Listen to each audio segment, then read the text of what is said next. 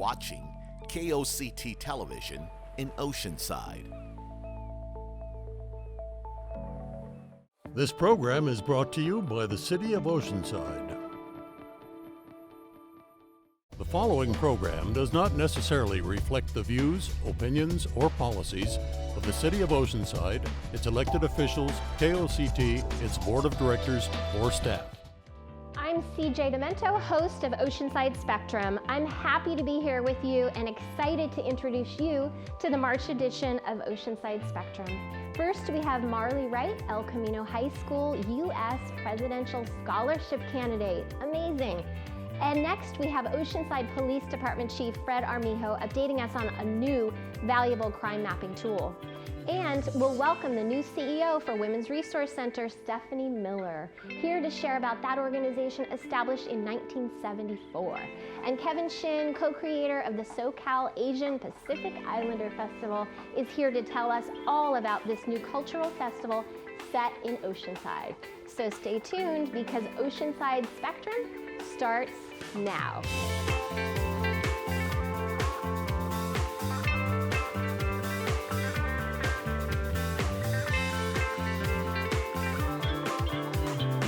El Camino High School U.S. Presidential Scholarship Candidate Marley Wright is here. That's so wonderful. Congratulations. Thank you. I'm really excited to be nominated. Yeah, so tell us about that process. What does it look like to be nominated? What did you have to do? Absolutely. So although I don't know who recommended me, I got an email from the White House Commission saying that I was a candidate, which was very, very exciting for me. And then as part of that process, I was required to get some letters of recommendation from my teachers and staff members at school, as well as write some personal essays about my extracurricular activities.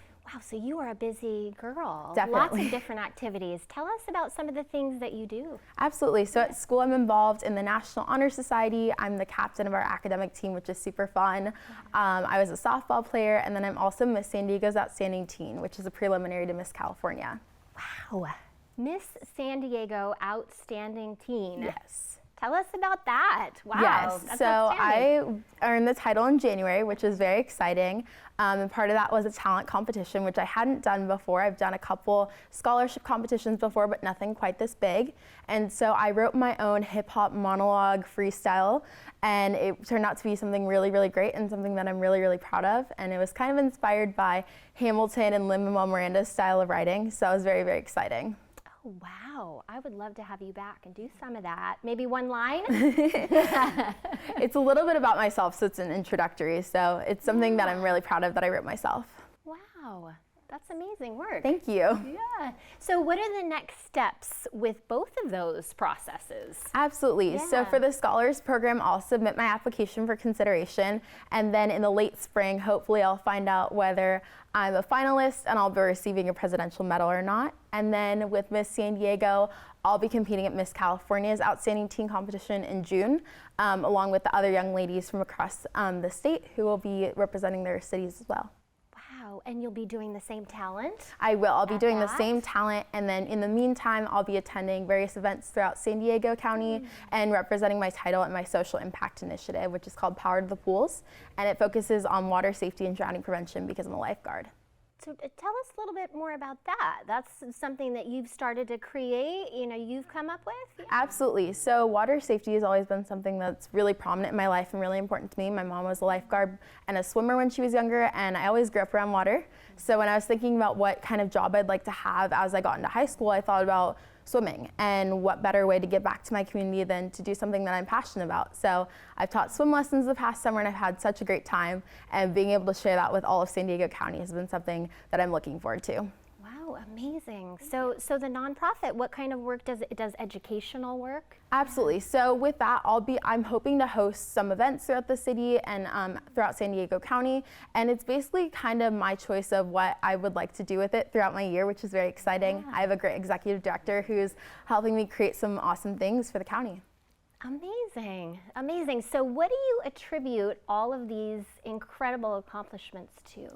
Definitely dedication and hard work. I know that's very cliche, but I work very, very hard for all of the accomplishments that I've achieved. And that's not to say that I haven't had help. I've had lovely mentors, teachers, and my parents, of course, have supported me along the way, as well as my friends.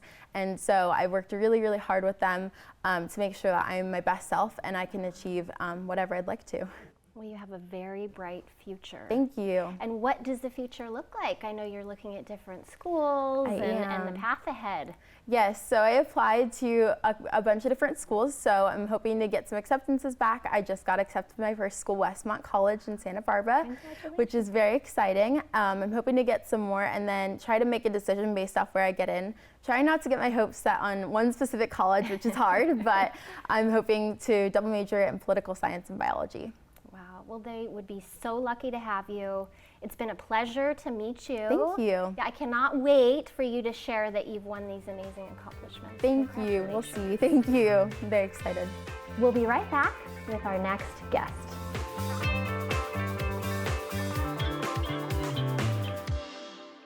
Oceanside police are looking for 30 drivers. But it's not for the reason you might think. The Oceanside Police Department has devoted this year to spreading random acts of kindness. They are doing what they can to help provide some relief. Our department is trying to do some acts of kindness.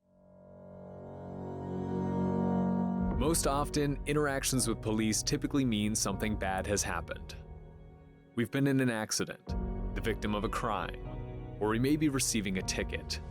But at Oceanside, police are working to make connections through a project aimed at spreading kindness around Oceanside in unique ways. Funded by officers and community donors, the project aids the department in expanding community outreach efforts. The primary motivation is to really help people in the community who could use a financial boost. The more opportunities that we have to engage with people outside of those sort of crisis situations, I think deepen relationships, deepen understanding. Officers come into contact with people along their beat daily that could use a helping hand, often reaching into their own pockets to assist someone in need. They do a lot of these things already quietly on a daily basis. They reach into their own pockets to help people that are in need.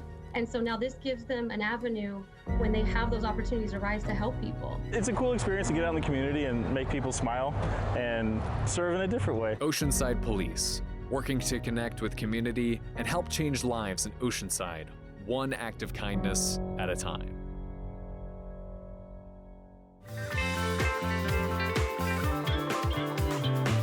All right, welcome back. Oceanside Police Chief Fred Armijo is here. Always so great to see him and talk about all the great work his department is doing. Well, hello and thank you. Hello, you're welcome. It's great to see you, Fred. Yes, thank you very much. It's nice to be here again. So you have a really cool update for us, right? I mean, it's something that really, I think a lot of people will be very interested in. Yeah, I hope so. Yeah. I hope so. I think it's a really neat thing. Yeah, it's called First Watch. Right. Okay. So First Watch is actually the name of the company that built this system for us, but we've still showcased that name very prominently on our website. Yeah. The idea behind it, though, is that when I had first come into this position, I had 3 areas of focus, one of them being accountability. Yeah. And within that accountability space is transparency. So I really wanted to create more windows of opportunity for people to see into the organization. Yeah. And this idea was one that, quite honestly, it came together a lot faster and a bit easier than I anticipated. First Watch is a company that our crime analysts use to leverage and data mine information out of our computer-aided dispatch system. And that's how they track crime trends and really have an understanding of what's going on, and they feed intelligence to our officers, and it's a way for us to have an impact on crime in our city. Sure. Because they were already doing this kind of data mining in our computer-aided dispatch system, we engaged with them to have some brainstorming sessions to see if this idea could come to life. So as an example, if you were to call the police department, the person answering the phone would be gathering some basic information from you, and they enter it into, we refer to it as CAD, it's a computer-aided dispatch. Okay. And then when that information is in there, a radio dispatcher will notify an officer in the field and send them to your call. And I wanted for us to have a public-facing version of that. And so First Watch built it for us. And we funded it with funds from Measure X. Okay. So just taking advantage of those additional funds that were available. And when you go onto our website, it's easy to just go to oceansidepolice.com and it'll take you right there, and you'll see a banner prominently right there on that homepage, First Watch.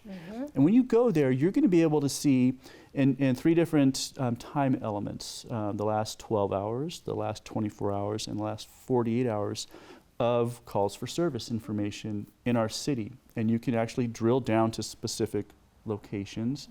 It's categorized. And in part, it really does provide situational awareness to our community. Yeah. It provides really accurate information so that sometimes people will presume something has taken place. Right. Well, now they can go and see for themselves.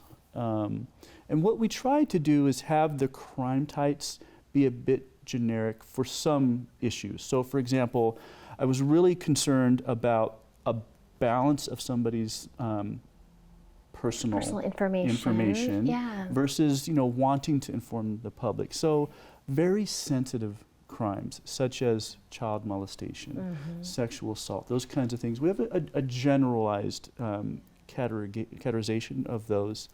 And then we don't give a specific address. We'll give a 100 block. So it's still fairly accurate. If something happened on your street, you may not know the exact residence, but you're going to know it was on your street. And you'll be able to go and see really anything that's happening in the city. Yeah. And I think it's a real great tool for us. I think it's a great tool for members of our community to stay informed with accurate information. We need all of the eyes and all of the help that we can get. I was just sharing with you a few minutes ago, our total footprint when it comes to the number of police officers we have it floats around 200, just over 200, and that's spread out over many work units across the week. Yeah.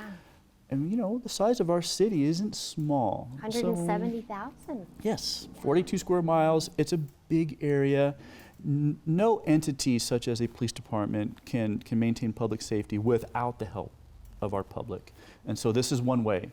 That situational awareness can help in a big way. So absolutely. It's really neat. Yeah. Really proud of it. Providing some transparency, but then some confidentiality, which is it's important. Balanced. And then, keeping people informed. That's wonderful. Right. And we're super excited. As you know, the city is on the verge of launching new web pages for all the city departments. And this one's available now on the current web page, but we're excited to have that populate on the new web pages coming up soon. And I do have to mention that we put this together, and then we engaged with all of our Neighborhood Watch block captains, and we piloted it with them. We had them play with it a little bit, and then we made some refinements and launched it in late 2022. So we're super grateful for their help in kind of building what we have today. Yeah. And I would imagine over time, we'll continue to make refinements, but I'm really grateful for the work that First Watch did, as well as the crew that we had involved in putting this together. I think it's pretty awesome. Well, thank you for sharing that with us today. I hope people check it out. Yeah. And always wonderful to spend time with you. Thank you. Appreciate it. We'll be right back.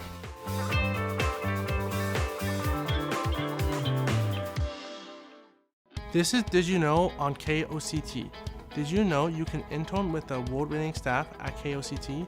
My name is Matthew Sherrill, and I'm an intern at KOCT Television in Oceanside. Are you a student looking to learn more in the world of digital media? Consider KOCT's highly competitive internship program, which will provide you with valuable and lifelong experiences that will allow you to thrive in this ever-changing broadcast industry. Interns work closely with our award-winning staff in a variety of departments, from live production, editing, to marketing and social media. Join our team today and become an integral part of North County's only live stream PEG media outlet. To fill out an application, go to koct.org email your application at intern@koct.org. Thank you so much. In 1990, a group of people came together to address a very, very vulnerable population in San Diego County. People that were otherwise rejected by society. Who we are today is in great part due to those early visionary folks that established the organization. They really took care of folks in a way that was an expression of love.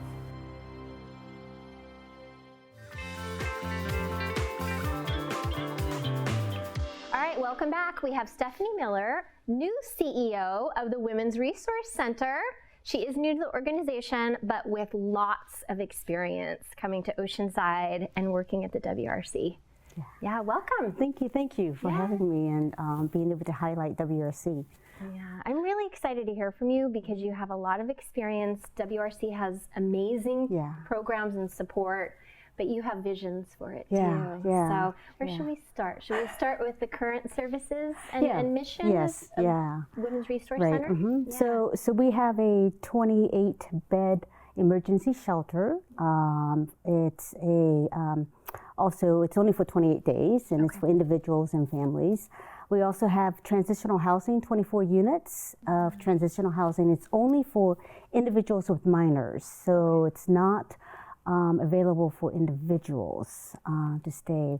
We also have counseling and case management for our clients, and also for walk-in folks who can walk in without any appointments, and they can walk into our main office and get that case management referral. And we also have a food pantry that is completely stocked by volunteers and donors. And then we have a 24/7 hotline call center, crisis hotline call center for domestic violence. And we get roughly about 4,300 calls a year. And that's about a little under 370 calls a month. And most of that is staffed by not only our shelter and case management folks, but volunteers. Also, we have advocacy. And we work with the sexual assault response team, and volunteers they go through a 56-hour training that we provide so that they can be advocates, so that basically they are with victims who have been sexually assaulted or just trying to flee, and being there to just talk about their rights. And support. And then thrift shop. We have a thrift shop, and that is really, a lot of people donate items to the thrift shops, but our clients can shop for free there as well. And proceeds go directly back to all of our programs. April is Sexual Assault Awareness Month, so you're going to be having an important event. Yes, on April 1st, we're going to have an outreach event with food, music, and also a huge discount on all the items at the thrift shop. And so that's really been a big draw every year. It's a great thrift shop. Yeah. Really, so that's going to happen April 1st. That's a Saturday from 10 to 2 p.m. Wonderful. So looking to the future of WRC, I know new to your leadership, you do have some vision for the future and expanding the programs. Tell us about that. So where I worked at before in Colorado, similar organization where we operated shelter and housing. And what we found was really impactful was having a housing navigator. Position, and that person really is building relationships with property managers, with homeowners, really to try to increase the stock available, an appropriate stock of housing units. And so when we talk about trying to reduce the number of the reoccurrences of going to the shelter system, and being able to successfully move from transitional housing to their own apartments, that is success, and that is their pathway towards self-sufficiency and just really being able to be empowered to lead their lives and thrive. So in the future, having another transitional housing apartments for individuals, because ours currently is only for individuals with minor children. So and there is obviously a need for singles as well. So that's something, you know, in the future, as well as trying to create our own in-house childcare services. Because, you know, let alone trying to find childcare that's affordable, it's a matter of trying to find childcare, period. And so if our clients, our residents are unable to do that, then it's really, it's that much harder for them to find a job, get a job, and get themselves moving. You know? Absolutely. Wow. Well, thank you so much for all you're doing. I mean, WRC has been in the community almost 50 years. Yes. Wow. 50 years next year. Doing really great and supportive work for our community. I mean, it's really, I've got to say, it's just an incredible team of staff that we have, and the community and supporters, and some of the founders continue to support us and to be involved. So if people want to find out more about how to support WRC or find more information, where should they go? They should go to our website, wrcsd.org. And on that will be information about volunteering, about the programs, about the phone number to call for our admin office, the thrift shop, and the hotline call, crisis hotline numbers are very important. Well, thank you for the resources and the information. Yeah. We'll be right back with our final guest.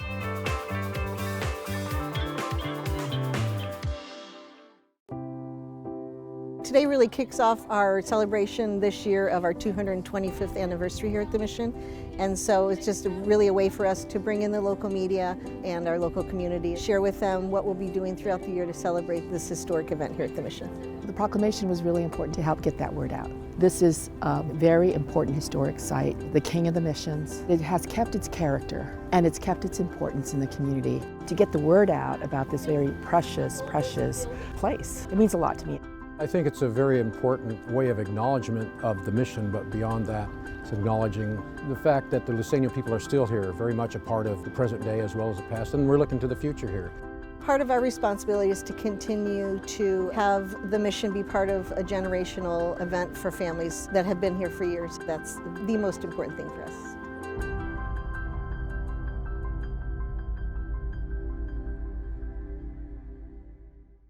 Oceanside's emerging California cultural district.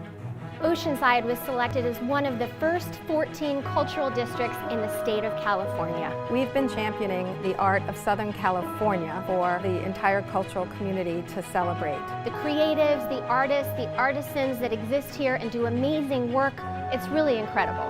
Oceanside sees the value in creating cultural spaces while promoting a sense of place for both locals and visitors alike.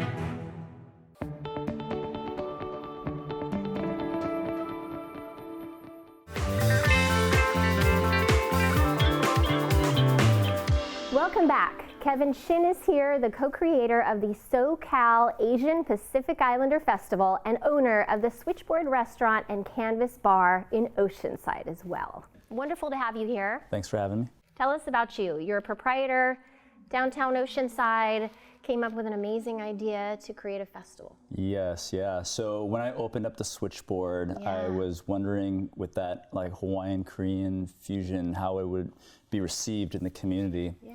And when I ended up opening the doors and realizing that people were enjoying that, giving me stories about their time in Hawaii and in Korea, and just knowing and loving the culture, I thought that the city would be a great opportunity to have an Asian Pacific Islander Festival that would lead into the month of May.